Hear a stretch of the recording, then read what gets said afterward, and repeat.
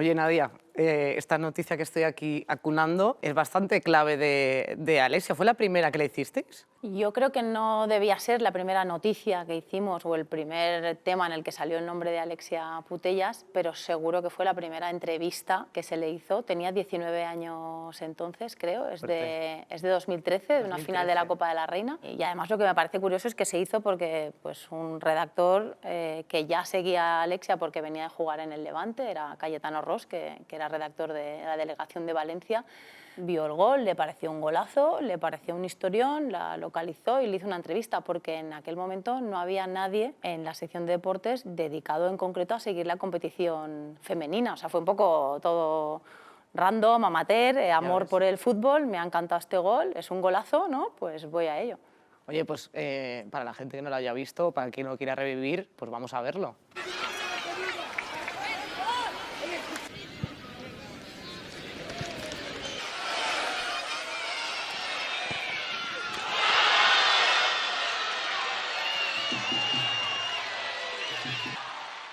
Oye, pues es un golazo, la verdad. La verdad que sí. Y ya que estás por alusiones, ¿qué tal, Carolina Iglesias? Muy bien, Bienvenida. hombre, gracias. ¿Estás bien? ¿Todo bien? Muy bien, todo bien. ¿Tú bien, Sara? Yo bien también, gracias. Pues me alegro muchísimo. Bere Boquete, ¿tú bien? Muy bien, ¿Sí? perfectamente.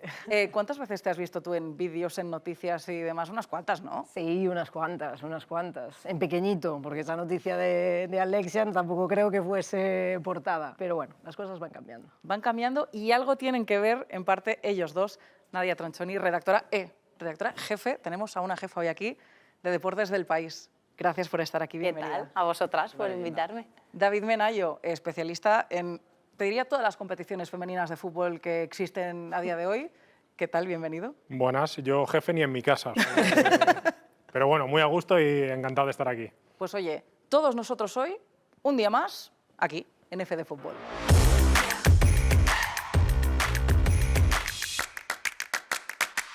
Y ya que hablábamos antes de noticias y demás, no hay, que conste en acta, no hay una respuesta correcta, o sea, esto ya es vuestra opinión. Quiero haceros a todos la misma pregunta y empiezo por ti, Nadia. Según tu criterio, ¿cuándo empieza el boom a nivel de equipos femeninos, de noticias también y de presencia en los medios? O sea, ese punto de inflexión, cuando todo cambia, ¿cuándo es? Yo te diría, en mi opinión, que todo empieza a cambiar con el Barça campeón de la Champions. Y todo es todo, un poco más de impacto, más seguimiento, empiezan a manchar más en los periódicos, en las televisiones, y se ve una correspondencia también, que creo que es muy importante, en el aumento de licencias. Empiezan a jugar más niñas al fútbol en España. Y además la progresión ha sido bestial. No recuerdo las cifras, porque no me habías dicho que me ibas a hacer esta pregunta, pero yo creo que veníamos igual de unas 40 o 50.000 licencias antes de ese primer título europeo del Barça, y ahora estamos en las 100.000, que se han superado recientemente, igualadas con el baloncesto, que ya sabes, bueno, vosotras sois bastante más jóvenes, pero cuando yo era pequeña los chicos jugaban a fútbol y las chicas a baloncesto, no había opción, o a balonmano, que ahí podían jugar chicos y chicas, pero a fútbol solo jugaban los chicos. Entonces ese cambio yo creo que es importante y tiene mucho que ver con ese espejo del Barça femenino. ¿Tú, David, coincides con Nadia o hay otro momento en la historia, digamos, reciente que te hace pensar que ese fue la clave, digamos? Yo creo que España y bueno, yo creo que en el mundo del deporte somos muy resultadistas y es verdad que los éxitos acompañan a ese seguimiento, pero sí que creo que a nivel periodístico hay un pequeño boom en el Mundial del 2015. Primero porque es el que va a España por primera vez a jugarlo, y segundo por la que liaron Vero y sus compañeras, por fin reivindicando en la opinión pública pues, lo que estaba pasando de puertas hacia adentro, ¿no? Que al final algunos conocíamos, pero era difícil demostrarlo hasta que salen las protagonistas y lo cuentan. No digo que sea la primera revolución, pero sí la gran revolución, porque sí que agitó esa casa que parecía intocable, hubo cambios, hubo daños colaterales, pero es verdad que puso un poco al fútbol en el foco, a ellas en el foco, y a partir de ahí los medios Es verdad que entraron por la puerta de atrás, por el amarillo, por la polémica, pero también se hicieron eco luego de lo que iba a venir después. Que también te digo, desafortunadamente, en parte hoy también pasa un poco lo mismo, pero en tu caso, Vero, yo no sé si tú tienes como dos opiniones o dos visiones, una como jugadora y la otra a nivel de eso, de cuando tú te das cuenta de, oye, pues estamos saliendo en, pues eso, en los periódicos, lo que sea, o coinciden las dos. No, sí, yo creo, estoy de acuerdo con David, porque recuerdo el momento en el que volvemos de Canadá y es la primera vez que llegamos a un aeropuerto y hay medios. Y no había pocos, había muchísimos, estaban todos allí. Entonces yo creo que eso fue un punto de inflexión y a partir de ahí yo no destaco un punto concreto, un momento clave. Creo que ha sido una progresión. Creo que el Mundial de Francia fue un boom no solo en España, sino a nivel internacional. Los europeos cada vez iban mejor, el último en Inglaterra también a nivel de seguimiento, de estadios llenos, y eso fue siempre acompañado con grandes éxitos en ligas nacionales. Aquí en España con éxitos del Barça, con estadios sold out, pero bueno, eso poco a poco y a nivel individual algunos referentes que iban saliendo que daban pues, las pinceladas un poquito más arriba, balones de oro, goles diferentes, claro. y a partir de ahí pues, se ha ido al boom máximo. Carolina, tú como jugadora... Gracias, te agradezco la pregunta, la verdad. ¿Tú también tienes esa doble percepción o la misma? ¿O cómo? Sí, yo también cuando voy al aeropuerto y hay gente esperándome al otro lado. No, yo creo que justo lo que decía Vero o sea, el Balón de Oro de Alexia yo creo que fue muy importante. Sobre todo como eso, cuando lo notaba más como hasta en las redes sociales, en la conversación, en la gente como compartiendo cosas en sus redes sin tener que ver nada con este deporte, sin ser seguidoras incluso, sino como ya es un orgullo. El momento yo creo que del estadio del Johan lleno creo que también fue muy clave y luego creo que ya la explosión fue con el Mundial. O sea, en ese momento yo ahí vi a muchísima gente que no había visto partidos en su vida implicada y viendo los partidos en su casa. Entonces yo creo que ahí fue como el boom de todo. Bueno, y además tenemos que tener en cuenta que hablamos de referentes de Alexia, de Aitana, pero aquí tenemos a una referente sentada. No quiero nada, te lo estoy diciendo de verdad. Luego ya me invitas a algo, sí, eso. Pero Vero, tú al final es así, o sea, tú eres una de las referentes, formas parte de la historia reciente de la selección española. ¿Tú cómo lo has vivido eso? Porque sí, vemos, lo dicho, Alexia, Aitana, foco mediático y demás. ¿En tu caso tienes la sensación de haber pasado más o menos desapercibida? Sí, está claro que yo viví un momento de la historia del fútbol femenino que bueno, pues fue el que fue. Y dentro de ese momento tuve y tengo mi repercusión. Pero está claro que en los últimos años, tanto Alexia como Aitana, como decíamos antes, los grandes éxitos, han sido portada. Yo creo que eso nunca lo habíamos vivido.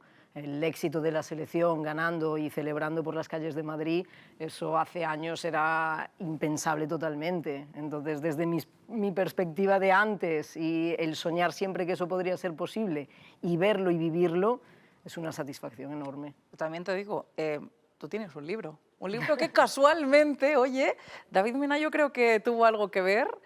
¿Cómo surge? Porque sí que es cierto que no estábamos en un momento, hablábamos de boom, pues de ese boom mediático, pero decidís publicar esto. ¿Cómo surge la idea? Te pregunto a ti, David, como persona que firma este libro, ¿por qué? O sea, ¿por qué en ese momento escribir un libro sobre Vero Boquete? Bueno, la verdad es que surgió primero de esa barrera que une al profesional de la amistad, que yo con Vero, por la cercanía y el feeling que hubo siempre, superé muy pronto, y luego por mi cabeza, que siempre está maquinando cosas, y un día me acerqué a Las Rozas al entrenamiento de la selección. Evidentemente éramos dos, como siempre, 1 o 2, y le dije a Vero que tenía que hablar con ella 5 minutos, se podía hablar con ella antes tranquilamente 5 minutos, le propuse eso y lo primero que me dijo, ahora no. Con Vero no, ¿eh? Vale, es una estrella, es una estrella. No, conmigo sí. Hay que pasar muchos filtros. Conmigo sí. No, con los jugadores en la selección. Eran otros tiempos también. Y ella lo primero que me dijo, ¿estás loco? Así tal cual, estás loco. ¿Estás loco? Se quedó ahí la cosa, se metió al vestuario, media hora, 45 minutos salió y me dijo, hecho, empezamos mañana. Y así fue, conversaciones en diferentes partes del mundo por aquel entonces, muchas veces por teléfono, otras por videollamada. Yo siempre digo que la idea ha surgido antes de lo que debería haber sido, porque al final es media carrera casi de Vero y no toca, yo creo que ni siquiera su prime. Pero bueno, así teníamos la excusa de seguir viéndonos, seguir hablando y el día de mañana hacer una segunda parte. La parte 2. Claro, yo lo veo clarísimo. Total. Nadia, desde una redacción, desde un periódico, desde también tu posición, ¿cómo se hace para hablar de balones de oro? O sea, lo ponen fácil también ellas a nivel de, oye, pues están ganando títulos, están ganando reconocimientos individuales, ¿se puede hablar más sobre eso? Porque quizás lo difícil es alimentar o vender cuando no hay éxitos, pero realmente esto pasa con el masculino de por sí, porque todo es noticia. En el caso del femenino, no sé cuál es el tratamiento que le dais. A ver, como decía David, España es un país totalmente resultadista, que no vio una carrera de Fórmula 1 hasta que Fernando Alonso empezó a ganar, y así pasa con muchísimos deportes, salvo el fútbol. Entonces, en el caso de las competiciones femeninas nos ha pasado parecido. Es verdad que, por ejemplo, al último Mundial ya se llegó con cierta expectación, ¿no? En un momento bastante alto, que la progresión de ese equipo no hizo más que acrecentar. Y hablo hasta antes de aquel domingo por la tarde, ¿no? Se hizo un seguimiento idéntico al de la selección de Sudáfrica en 2010, con unas previas idénticas, con las mismas fotos, etcétera, porque tú también tienes, cuando luego quieres sacar pecho, como le puede pasar a David ahora, pues tienes que hacer una apuesta cuando nadie lo sigue o cuando nadie hace lo mismo, o cuando la competencia no está en el mismo punto que tú, ¿no? Luego me decías, es fácil contar, bueno, hay una cosa que sí que creo que vemos ahora y que habla mucho de cómo ha crecido los referentes femeninos o la competición femenina, que es tan difícil ahora sentarte a hablar media hora con Alexia Putellas como lo es sentarte a hablar con, no sé, con Lamine Yamal. O sea, no es sencillo, están igualmente parapetadas y protegidas como lo están ellos. Bueno, puede ser buena señal si lo ves desde ese punto de vista. Tengo Pregunta.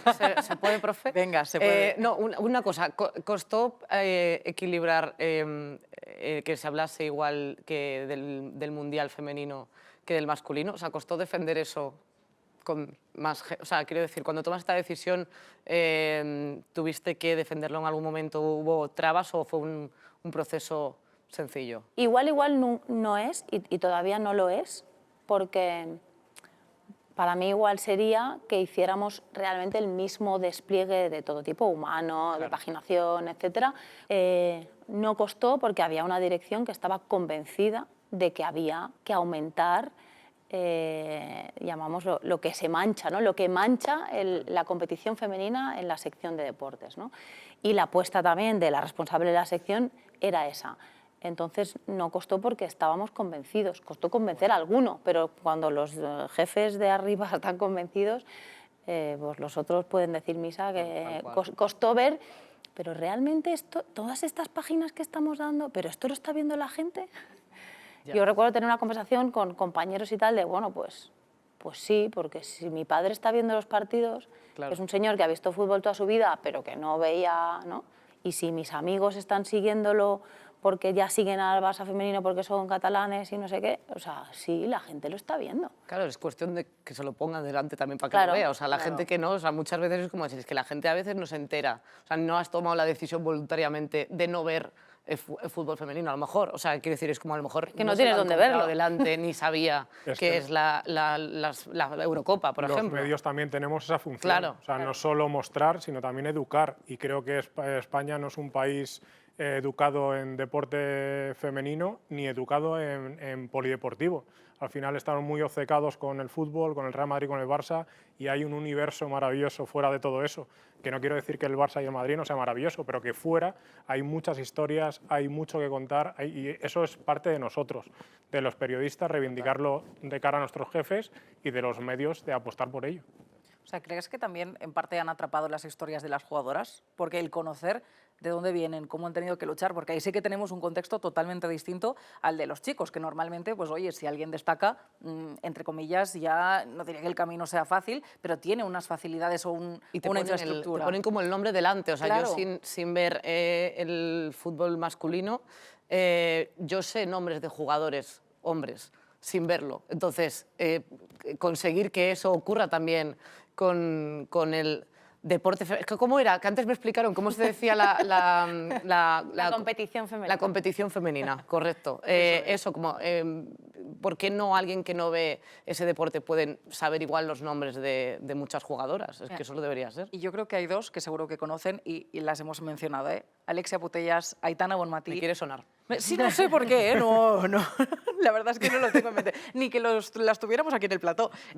Yo sé que tú eres curiosa de por sí, que te gusta Sí. saber un poco la intrahistoria, las cositas que hay detrás de... Hombre, con la de gente que estoy aquí que sabe cosas... Claro, es que si ahora te digo que aquí hay una persona que ha participado en la votación de un Balón de Oro, tú te mueres de ganas por saber qué, ¿no? Necesito saber. David Menayo, ¿cómo funciona esto? A ver, Culpable. cuéntanos un poco. No, O sea, a ver, Quiero todo. cuéntanos. Se mandan SMS, ¿cómo es? Cuéntame todo. Hay presiones, no.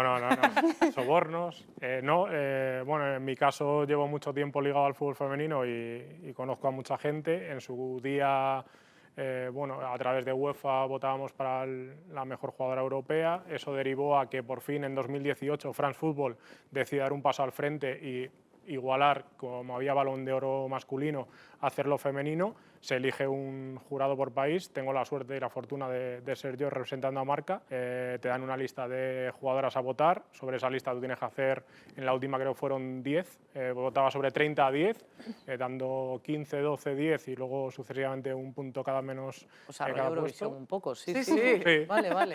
Y luego, eso sí, pues, ya depende si Diva está más arriba o más Claro, abajo, bueno. si se enfada no se enfada, Todas esas somos cosas. Melody, ¿qué Asume hacer? la responsabilidad y lo que venga después. Claro, y por ejemplo, pero ¿cuáles son, o sea, los Hay factores? ciertos criterios, sí. Claro. El criterio, pues, primero a nivel colectivo, lo que ha ganado con su equipo, con su selección, el impacto que tiene en esas victorias o esos éxitos de su...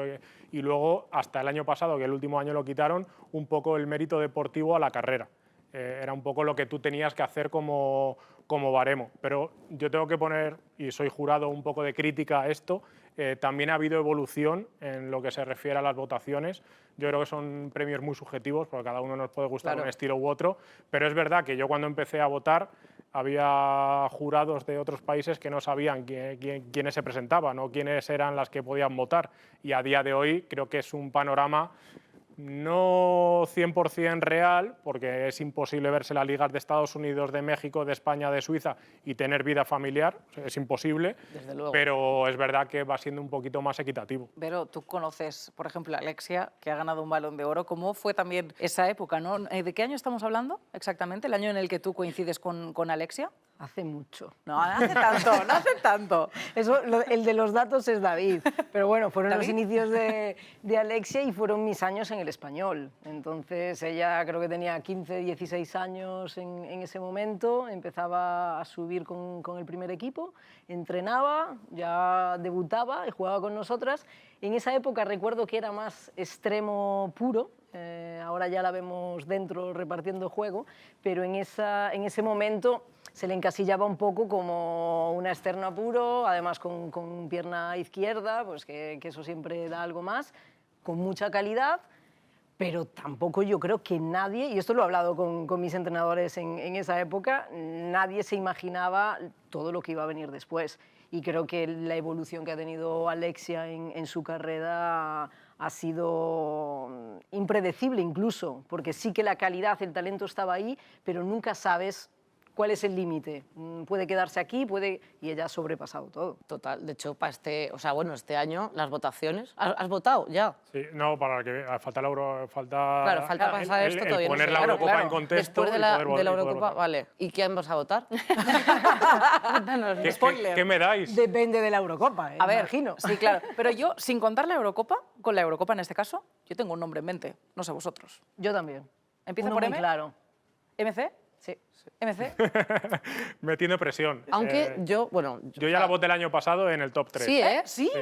Me parece que es una jugadora infravalorada, y hablamos de Mariona, digo, por citar su nombre con Mariona mayúsculas, Caldentey. pero es una jugadora muy sobresaliente, que es la típica que el profe te ponía en cualquier asignatura porque era notable en cualquiera y en alguna destacaba. Tal Pues cual. al final yo prefiero una jugadora así en un partido o en un equipo o en una temporada, y que al final pues lo que te hace es aportar. Y creo que ya el año pasado tuvo méritos, para mí, por detrás de Aitana y de Graham, que hicieron un temporadón a nivel numérico y a nivel influyente en sus equipos, y en el caso de Aitana pues, no pudo hacer con los juegos la selección, pero creo que Mariona está llamando a la puerta del Balón de Oro desde hace mucho tiempo. Me parece maravilloso.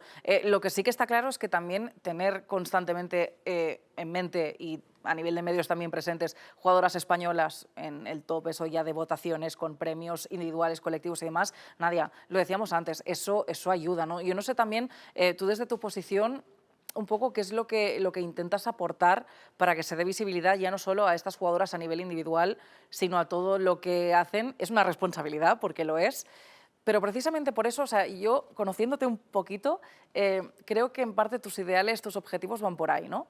Sí, si es que ha llegado a tal punto. ¿Cuál fue la primera, has dicho? La primera votación del Balón de 2018 Oro. ganada. 2018.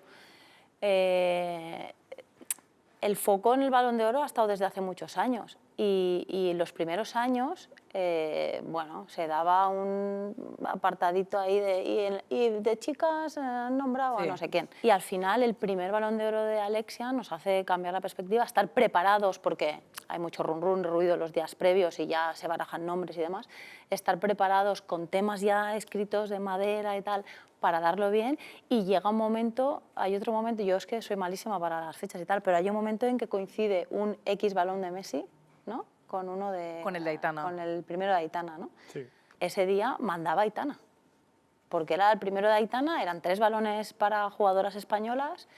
Nosotros todavía, o sea, España todavía no tenía su Balón de Oro desde Suárez, a quien casi nadie vio jugar en España, por otro lado, o sea, que había que poner el foco ahí, y eso, claro, tiene que estar, pues lo mismo de antes, tiene que estar convencida la persona que lleva la sección, tiene que tener a gente que sepa de esos personajes y que cuente una historia que valga la pena, que en nuestro caso lo había, porque teníamos a Juan Irigoyen, que había seguido la progresión de Alexia durante todos esos años, y luego a Irene, o sea, ya estaba la idea permanente de escribir de competición femenina, y la dirección estaba convencida y no le parecía una locura Claro. el cuarto balón de Messi que estuviera por detrás de eso. Y además, en aquel momento el discurso también era muy importante, el discurso que da el ganador, digo, la reivindicación que hacían, sobre todo cuando lo ganó Aitana, y a eso también se le puso un foco considerable, creo que fue en portada del periódico.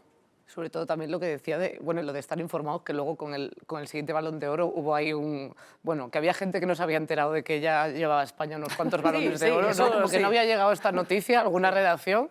Bueno, en fin. Me ha gustado eso, ¿eh? Tengo otro bebé que quiero acunar, porque antes hemos enseñado una de Alexia de chiquita, pero tenemos Aitana, más bebé que nunca, de una de las noticias cuando estaba en de la sub-20. O sea, esta noticia... viene por vosotros, este lado. Creo que es el Mundial Sub-20 que España pierde contra Japón, donde coincidí ¿Dónde nos conocimos? con Nadia Qué Mas. bonito. Qué bonito. Esa historia también nos interesa. Por eso sí. hace Aitana esto así. Efectivamente.